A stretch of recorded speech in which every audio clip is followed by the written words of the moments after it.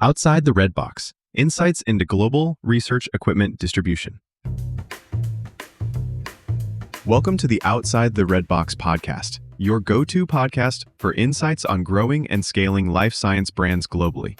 Brought to you by Redbox Direct, we specialize in outsourced sales, distribution, and manufacturing for scientific instruments, with over 20 years of hands-on experience.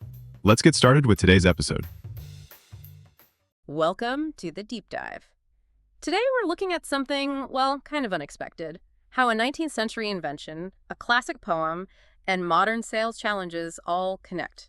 We're going to unpack how easily things can, go sideways when the world shifts quickly. Right, especially in sales. Exactly. So our focus for this deep dive is remote demonstrations, specifically in the life science instrumentation world, really complex stuff. Yeah, we're talking big, expensive machines, mass specs, sequencers. Demonstrating them is absolutely key. And our main source here is a really insightful piece by Rory Gagan called How to Screw Up a Remote Life Science Demo. He doesn't pull any punches with that title. No, he doesn't. And our mission really is to figure out the difference between just like broadcasting information versus having a truly dynamic, effective demo and how you can actually master that second one. Okay. So the big question is, how do you navigate this kind of massive change and still, nail your sales, especially when everything suddenly goes remote? It's a great question. And Gagan kicks things off by highlighting just how universal these challenges feel, even across different times. How so? Well, he jumps back to 1895. That's the year Willem Einthoven invented the electrocardiogram, the ECG, the first kind of electromechanical life science research machine. Okay, 1895. And get this, the same year, Rudyard Kipling wrote his poem, If. If. Okay, where's the connection? Gagan points to those opening lines. If you can keep your head when all about you are losing theirs and blaming it on you. He argues that perfectly describes the kind of tenacity needed by life science sales folks during the pandemic, keeping calm amidst chaos.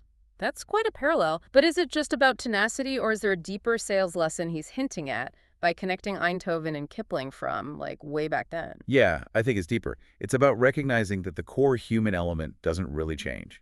Yeah. Whether it's a new invention in 1895 or remote selling today, you still need to connect, understand the other person, adapt how you communicate. Right. The tools change, but the fundamentals remain. Exactly. That need to build trust, to guide someone through complexity. That's timeless. It's about stepping up and adapting how we talk to people. Okay, so keeping that human element in mind, the pandemic hits, and it just completely upends how these complex systems were sold. What was it about those old in-person demos that worked so well, and why was that so hard to do remotely? Well, traditionally, selling these really intricate, high-value systems was all about the in-person demo. You'd either go to the customer's lab, set things up, or maybe see them at a big trade show or a workshop. Right, very hands-on. Totally. It wasn't just a presentation. Customers could literally see the instrument size in their space, play with the software, watch how samples were handled, see the data pop up in real time. You lose all that physical interaction online. You do. That physical presence, the ability to ask a quick question right there, the immediate visual feedback, that was the magic. And poof, overnight it was gone. So companies had to adapt fast. Gagan mentions his European office setting up this pretty advanced AV room. Sounds impressive. But if the tech was there, where did things still go wrong? Was the tech not the real issue? That's exactly his point. The technology itself was often a huge step forward, a really great solution on paper. Okay. His office, for example, they went all out. Professional lighting, multiple cameras angles, special software to show both the hardware and the software working together seamlessly over Zoom or Teams or whatever. So you could see the physical instrument and the data output. Yeah, precisely. Things like microfluidics in action or complex data analysis happening live. It wasn't just a simple webcam pointing at a screen. It was designed to mimic that hands-on feel as much as possible. Technically, it was pretty slick. Okay, so they've got this fantastic tech setup, but Gagan flags a major pitfall. What's the core problem he identifies? The core problem, he argues, is that these amazing remote setups made it way too easy to slip into just broadcasting. Broadcasting, like watching TV? Sort of, yeah. Yeah. Or think of a standard webinar. It tends to be very scripted, very one-way. The presenter talks, maybe takes a few questions at the end, but there's very little real back and forth, very little prospect interaction during the main event. Okay. And he contrasts that with how the really successful salespeople always ran their demos. even the in-person ones. Yeah. He uses one word, dynamic. Dynamic versus broadcast. So what does that difference actually mean for your chances of connecting with someone and, making the sale? Well, it raises a really critical question. If you're only broadcasting, are you actually selling? Or are you just, well, presenting information? Right.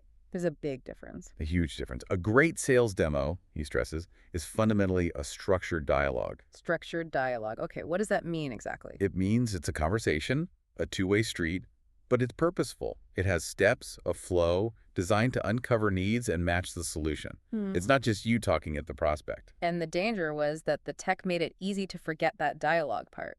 Precisely. In the rush to use these cool new tools, that core idea of structured dialogue often got lost. And when that happens, Gagan says, sales get lost too. A broadcast is a monologue. A great demo is a dialogue. Forgetting that is, well, how you screw it up. Okay, so if you suspect you've fallen into that broadcast trap with your remote demos, what's the fix? Gagan suggests it's actually pretty simple but effective. He brings up Stephen Covey. Ah, yes. The main thing is to keep the main thing the main thing. Classic Covey. Exactly. And in this case, the main thing is that structured dialogue. That's the heart of a good demo, whether it's remote or face-to-face. It always was. It's really about getting back to basics, the fundamentals of good selling, but just, applying them smartly in this new virtual environment.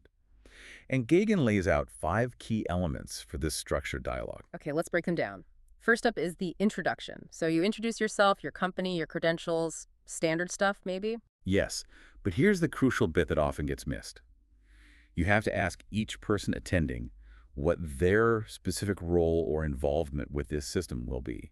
Ah, so not just names and titles. Right.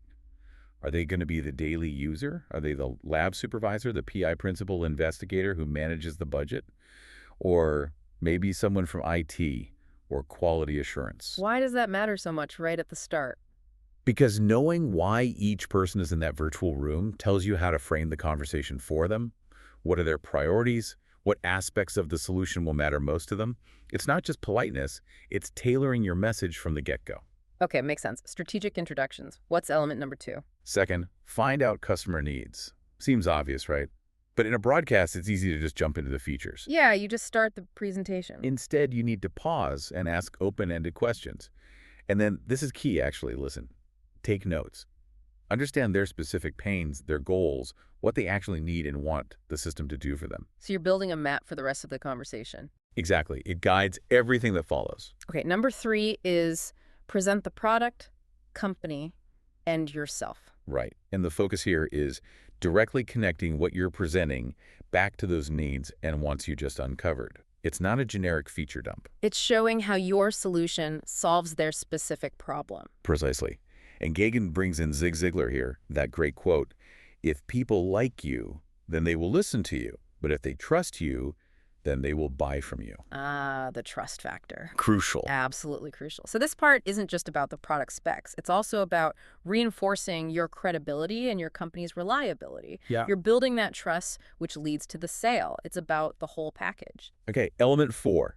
Test the match. This sounds important. You don't just present and hope for the best. No, definitely not. You should never try to, ask for the order or move to close before you've actually checked if your solution genuinely resonates. So how do you test it?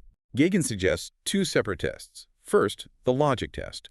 You ask something like, based on what we've discussed, does this seem to fit the technical requirements we talked about? Okay, the rational check. Exactly. And second, the emotion test. This is more like, can you actually see this solution working in your lab environment? Does it feel like a good fit for your team? Interesting. Logic and emotion. Yeah. If you get positive responses to both, great. You can probably move towards the next step. But if you get a no, or even a hesitation on either one, then you need to stop and figure out what was missed. right then and there, Yeah. you have to backtrack and address the gap before going any further. It highlights that buying decisions, especially big ones, aren't purely logical.